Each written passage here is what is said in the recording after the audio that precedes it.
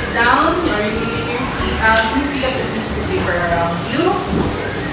And please arrange your chairs. So, how is everyone? We're good. Fine, teacher. Very tired, teacher. How was your day?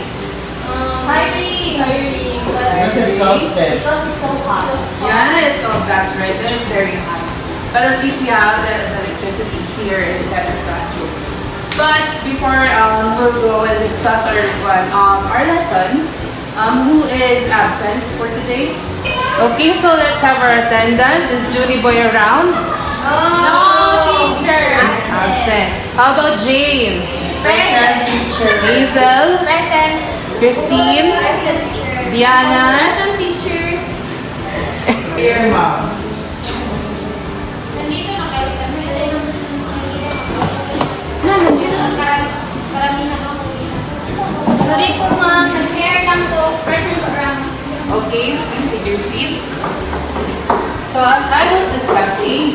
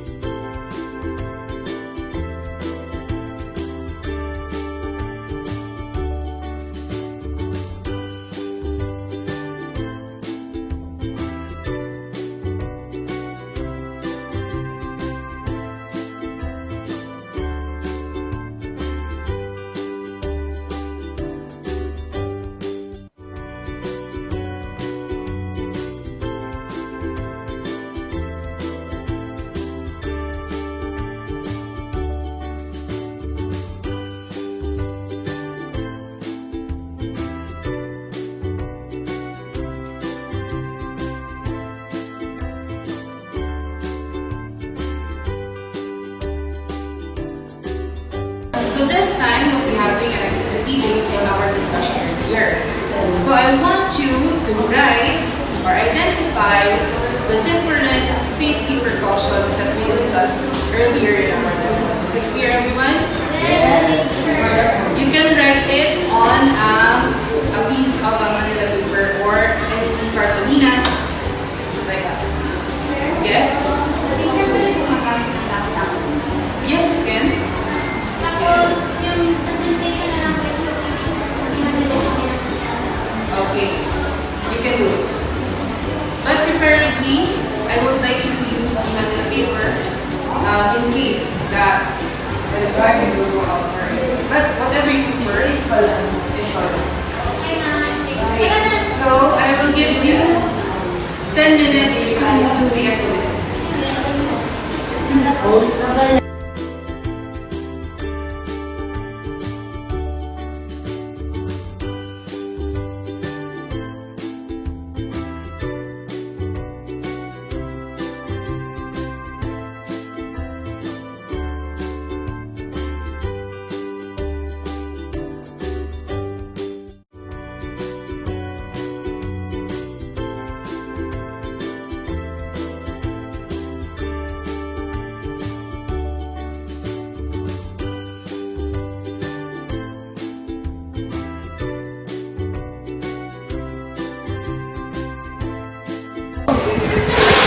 So are you done with your activity?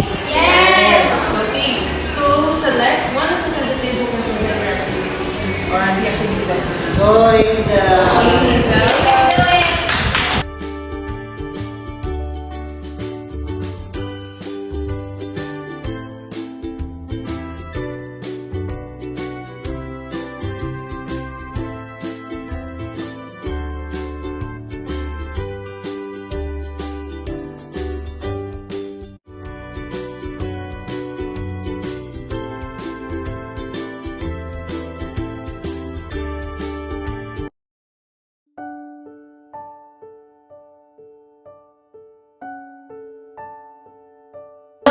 Oo, kamo na lang mag-video. Okay.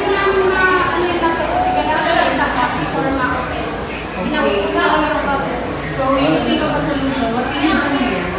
Like, may structure in here, you should. Okay, so do you have anyone the paper with you? Yes, we have teacher. Okay, so I'll give you a few minutes to write your activity on the paper. Thank you, teacher.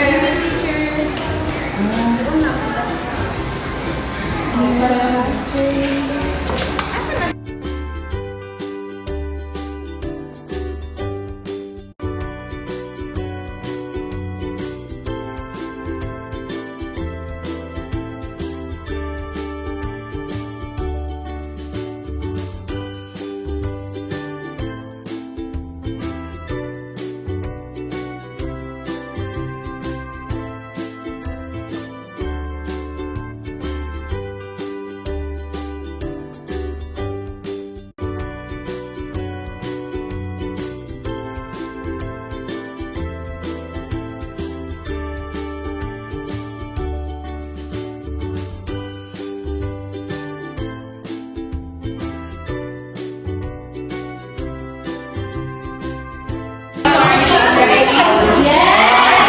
Okay, so please go to the front and face forward.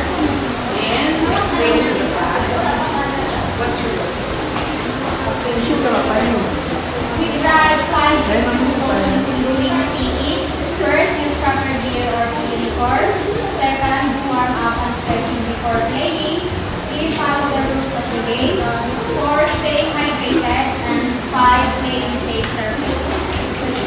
Okay, so let's give this group a round of applause. Okay, so did you learn something today? Yes! Okay, so I hope you had fun and had a meaningful learning experience with me. So goodbye everyone.